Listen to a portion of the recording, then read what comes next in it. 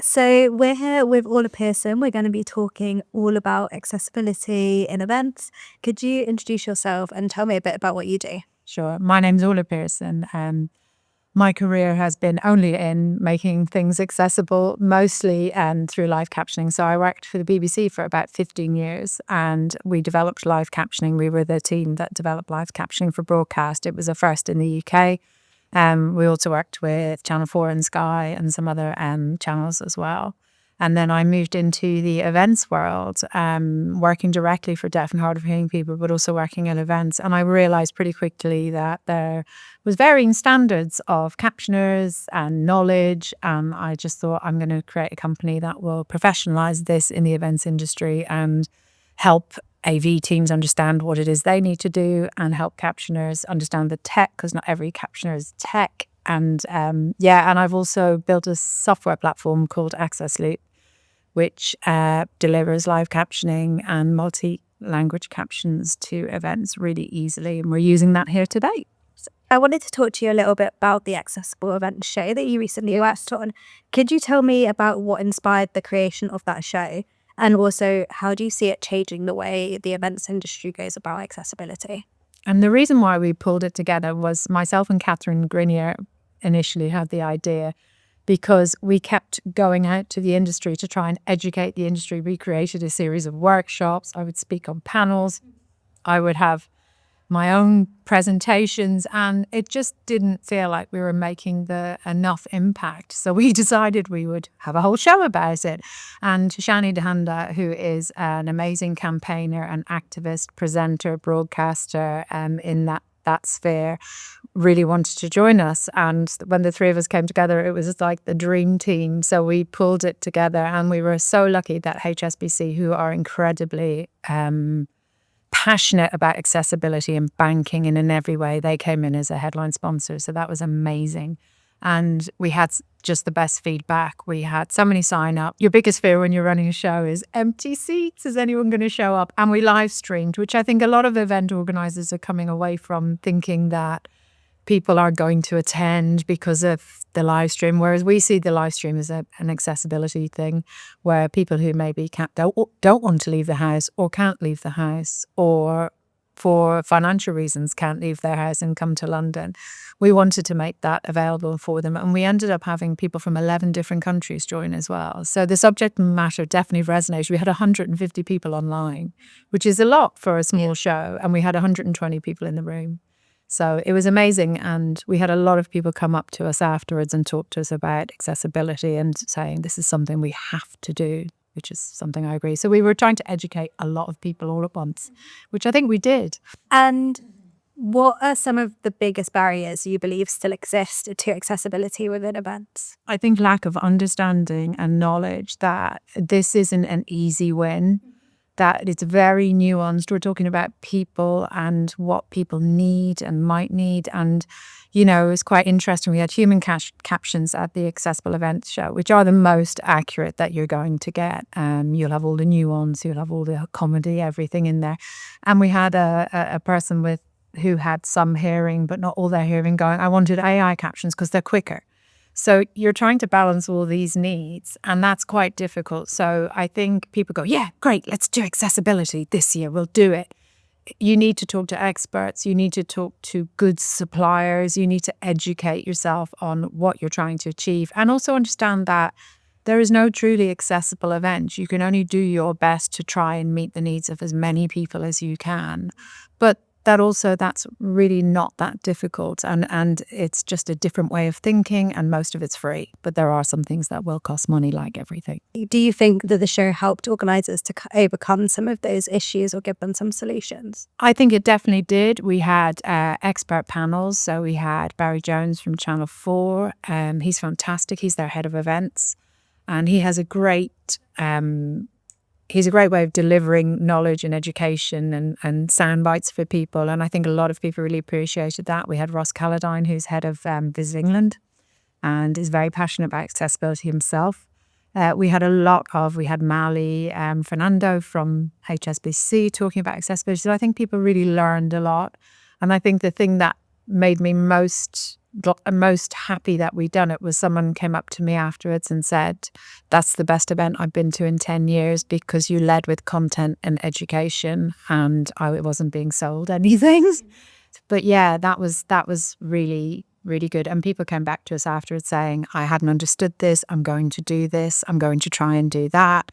And we just wanted people to start their journey, just start thinking about it.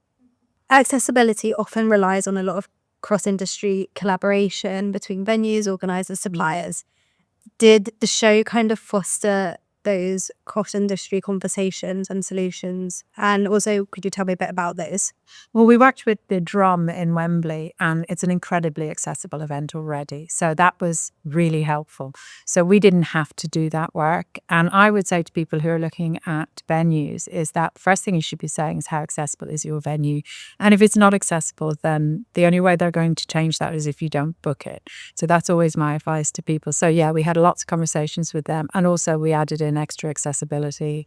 You have to talk with the people that you've brought in, event staff. They need to be told what to do if someone who's blind comes in, what to do if somebody who's deaf comes in. And we had to provide some solutions for them. Then it's the suppliers as well, the AV team, trying to help them to understand that, yes, the captions were a priority and the visuals weren't. And that's an adjustment for them. Then we brought in Eventwell as well. So they had a quiet space outside. Primark were there as well, and they had all their accessible clothing range. We had to find a place for that. We had to keep everything clutter-free so people in wheelchairs could move around. So yeah, you have to talk to a lot of people and you have to educate quite a lot of people about doing things differently. We had an amazing adjustable lectern, which was fantastic because Shani's a person of short stature, so we were able to accommodate for her. She was finally able to stand at a lectern. So we had to go out and source an awful lot of suppliers, but we were very lucky, and a lot of people wanted to sponsor what we were doing and get behind it. So, but we did, obviously, these things cost money as well, but thankfully HSBC were there to help us with that. And what does true accessibility in the events industry look like to you? And what steps do you hope attendees will take to make their events more accessible? I mean, true accessibility is an attitude. It's a mindset. It's about training your mind to think about other people. So when you walk in the room, my children, I have 3 teenagers, they're 18, 19 and 21, and they are well trained. They will come into a room and they will go, "Oof, can't get anything through that door, Mum," or they should have more height, different height things. And it is literally an attitude. There's 4 areas. There's mobility, there's neurodiversity, there's hearing, and there's sight. And you have to apply those lenses. So if you are in a room where everything is at bar height, a person in a wheelchair is going to really struggle with that. So you've got to think about having varying heights of places to eat and places to drink. If it's constantly tannoy announcements, how's someone who's deaf going to deal with that? You know, if someone is neurodiverse and there's flashing lights and crowds and networking, how are you going to deal with that? And it's just all of those things. You know, if somebody is blind, are you audio describing the 20-minute video of flashing images? Are you audio describing that so that they can benefit from that too? So is there a truly accessible event? I don't think so, because the needs are also so wide, varied and nuanced. What you need is the attitude and the mindset and the intention. And there's so much you can do if you just can look out for those things. And so say someone's traveling to your venue, get a travel plan for them and an accessibility travel plan. So use these stations, they have step-free access. Use this walkway because that will get you to the event without having to deal with any steps, or, you know, there's guide rails or whatever you need. Take the load off for those people coming to the event. Just take the load off and do the work. That's free. Describe the entrance, describe everything, take short videos and do a little tour around the venue. For people who are neurodiverse, who maybe have a lot of anxiety about going to new places, how quick and easy is that? So I would just say, start your journey, start talking to experts, start talking to us. And, you know, those small, tiny little things make such a difference, and it will increase your audience. Something that is quite important in terms of accessibility is the language that people use around it. How can event professionals improve the language that they're using when discussing this? Yeah, I think go and do some research, educate yourself. It's not that hard. What I would say is be prepared to get it wrong. We all know language changes around descriptions of people's orientation in every way. It changes all the time.